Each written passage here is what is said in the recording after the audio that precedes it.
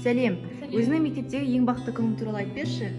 Менің мектепте арнайы бір күнім ғана бақытты деп айтпаймын, менің мектепте әр күнім бақытты. Мектепке барудағы сүйікті достарыңды көріп, қауышқанның өз қаншама бақыт алып келеді. Ал осы бақыттың бәрі біздің нөмір 4 мектебімізде. Мектебіміздегі қызықты сәттеріміз сыныптастарымызбен тікелей байланысты. Мектепте тек білім алып қана қоймай, сонымен бірге өмірлік ой жолымызды қалыптастыра бастаймыз. Ортамен, адамдармен қалай қарым-қатынас орнату қажет, соның бәрін осында біздің мектебімізде үйретеміз. Мектебіміз өмірлік ұстазымыз. Барлығын дерлік осында үйренеміз, көреміз, ой түйеміз. Сіздің мектебіміздегі әрбір ұстазымыз біздің жүрегімізден үлкен орын алады. Біздің қамқоршымыз десек те болады. Мектебімізде тек бұл ғана қоймай, әр күн сайын іс-шаралар, оқушыларды қызықтыратын пікірсайыстар, виртуалды ойындар болады. Мектебіміздің сырт келбеті де ішінен де әдемі. Осылай жалғастырып айта беретін болсам, көпке ұзайтын сияқтымын.